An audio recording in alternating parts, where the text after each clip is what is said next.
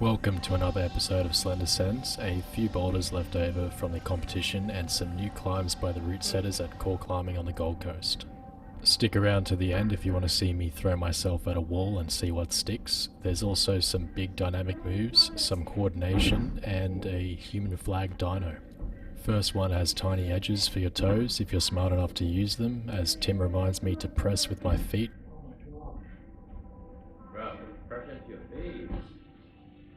Instead of spanning to the side pull, I match the crimp, which is near identical to the feet. A tiny edge for purchase. Securing the side pull and matching feet, raising my right foot high, which wigs out Tim. Then pushing with all of my weight on the right foot, I launch into the rail, crossing with my right arm to catch. Finding that edge with the left foot I previously crimped, matching the rail, stepping onto the volume so I can reach that top rail, which is a good pinchy hold. Perhaps a better angle for you with Trai beginning really low here and smearing with his feet.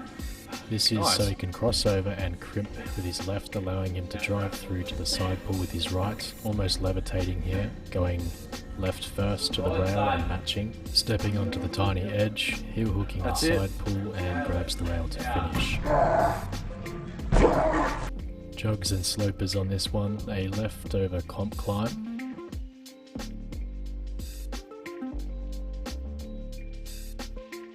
Pretty easy dyno, step across to catch, reaching up to the edge, raising the left leg so he can drive through and matching the edge before bumping to the next slopey edge. Raising his left onto the sloper, giving his shoulders a quick workout while he finds his feet. He's thinking of going straight up, but I remind him of the left crimp that he can't see when on the wall. Bumps to that, secures his right foot on the edge and breezes to the finish.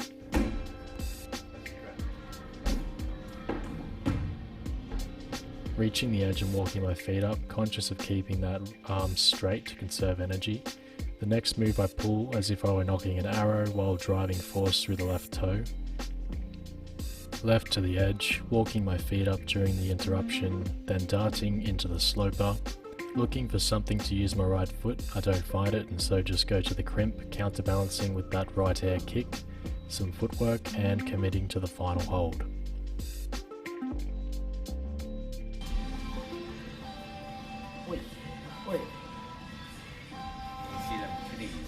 I swear the music for this one will make sense at the end of the climb, which took a few attempts. The foot jibs are tiny and the holds are only a pad or so wide. That's probably great for some people, but they're terrible for me. The reach for the crimp with my right hand is a dyno for some people, and I sympathise with you. I don't even like going to it statically. If I were more flexible, raising my left foot up could be done more eloquently before bumping to the bigger boomerang shaped hold. Getting the feet up and preparing to launch made this gap look smaller than it is. The higher you get, the less friction you have, so trying to complete the sequence with flow is the key.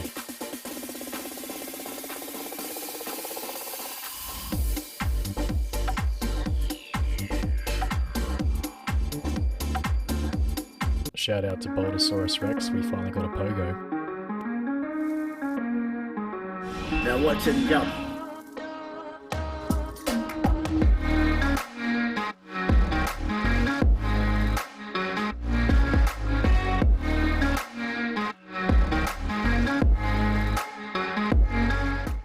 Left hand on a sloper pinch, he's right on an undercling, bumps up to the large pocket with his left, lowers his weight with a pogo, launches to the crimp. Wow.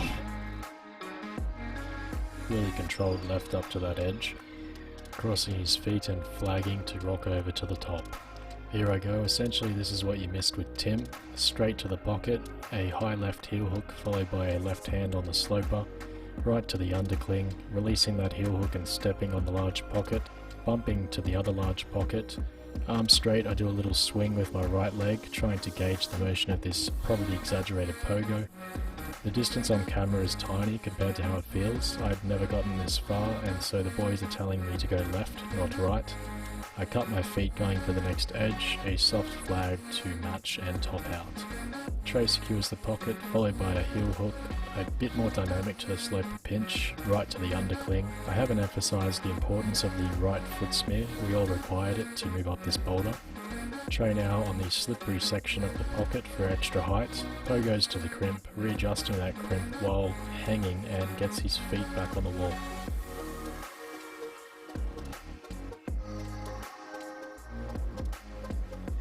Similar to me, he cuts his feet to get to the next edge and easily tops the boulder.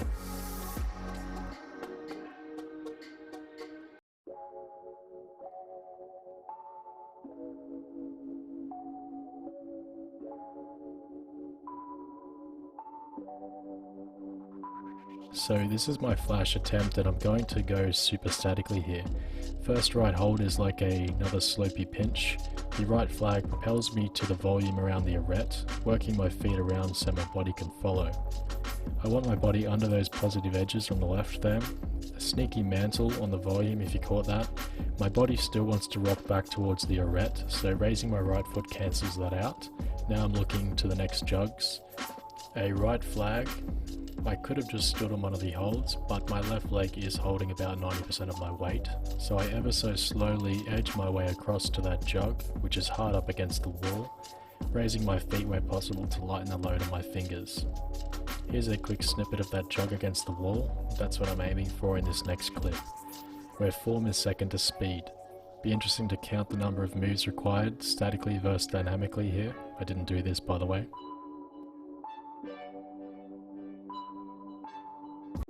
Some tension required to start this one, tiny edges and trash foot chips.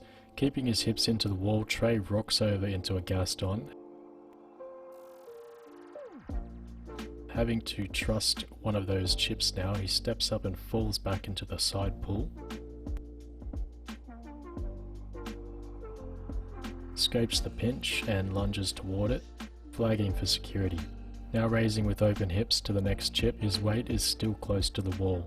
Bumps to the jug and steps wide to the left foothold. He figures that dropping his right foot and matching the jug before raising his foot again is optimal in order to put himself in a better position to reach that top hold. See how far out my hips are in this starting position. As soon as I can, you'll see them sucked into the wall with an early high right foot anticipating the Gaston. Now jump, falling, if that's a thing, into that side pull, stepping up before I go for the left pinch, right foot to the next chip and bumping to the jug. This high left foot distributes some of my weight back to the leg so I can quickly secure that top jug with a rock over. Some tension for this starting position as well. Notice how still his torso is as he's making these adjustments. He sinks slightly onto his right foot, loading this quick dyno to the side pull and catching the start hold with a toe hook. Some tension going on there as he matches the side pull, releasing the toe hook to drop his leg under his center of gravity. If you can see on the left of the large sloper, there's these ripples or ridges where you can get some slight purchase. The same is true on top of it. He's going for those now, tension all the way. It doesn't look it, but this is probably the crux as Trai is relying almost solely on maintaining tension with that little friction that is available on the ridges.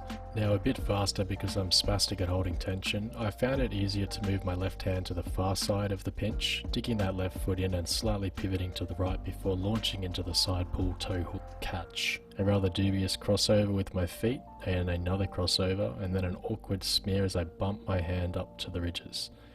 The smear is counterbalancing my left arm as I reach into the press, working my feet across so I can match the finish.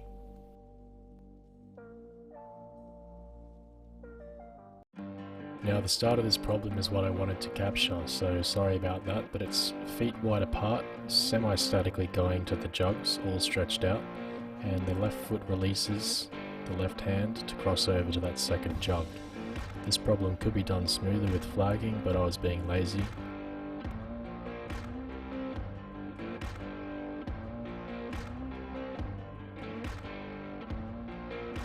Pretty straightforward, the end of that one.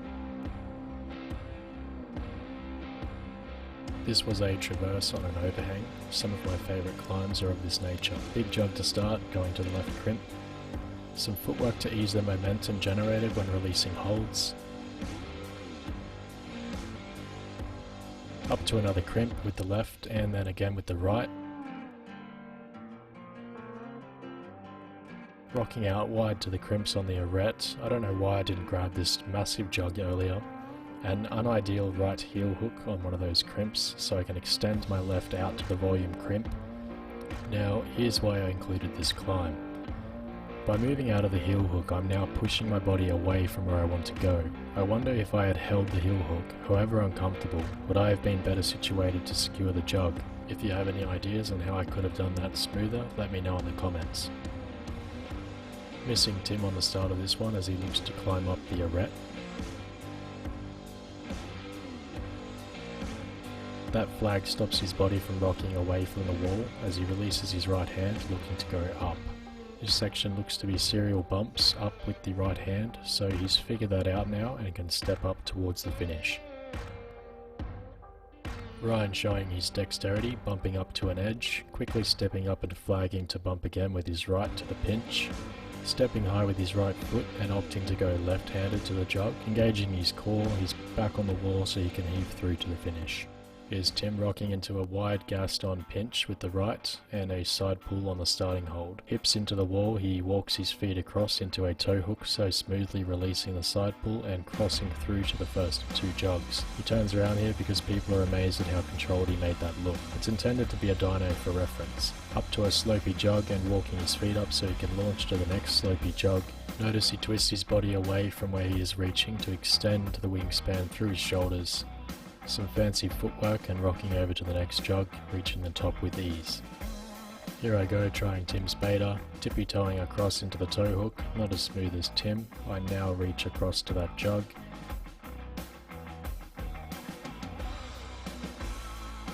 I look confused here because the number of holds just wigged me out, so I go with a heel hook into a Gaston, following up with my feet. I can now reach that next jug. Here's that body twist to extend reach, and I add my own touch of fancy footwork to finish.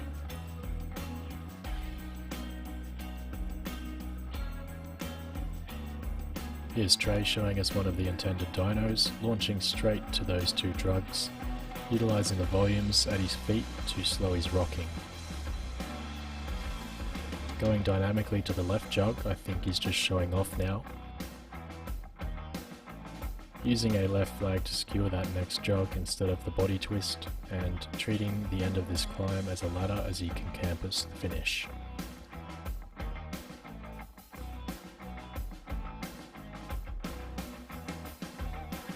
A warm welcome to Leon, who's been projecting this climb for a couple sessions. He preferred Tim's static method to the dynamic one. Watch him nail it, and a little celebration there.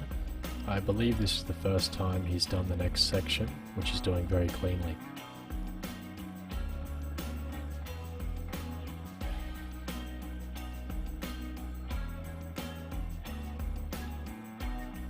This last section has terrible or limited options for your feet, and so he can watch as he intuits his way through it by dropping his left leg so he can fall towards the first left jug. Engaging the flag, he muscles up to top it out.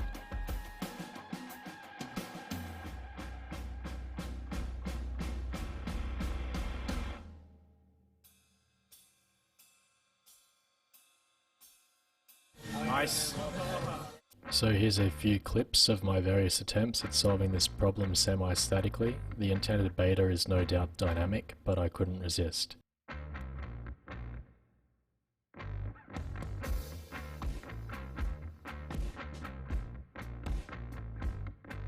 This was my favourite.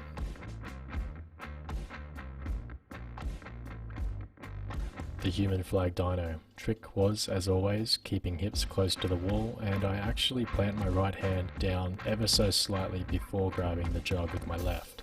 Move my right foot up and get the first pocket, rock over to the next pocket, and step up, rocking over to the finish. Trai launching straight into the human flag. Again, the right hand press slightly before securing the left jug. Quickly bringing his legs onto the wall, he gets the first pocket, rocks over to the next pocket. Beautiful foot swap there, and walks his feet up. Locking off that right pocket, he's going super statically for that final hold. Making it look easy. Another warm welcome to Josh, and this is the man who showed me the human flag method. Again with the right palm down, slightly before grabbing the jug. Slowing the swing, he can now walk up like Trai, going for one pocket followed by the other, following with his feet and a similar finish to me. Well done, Josh. Yeah, Josh. It's dope. And here's a few more clips of me throwing myself at a wall for your enjoyment. It's a quick way to Holy shit. How to tear your groin 101.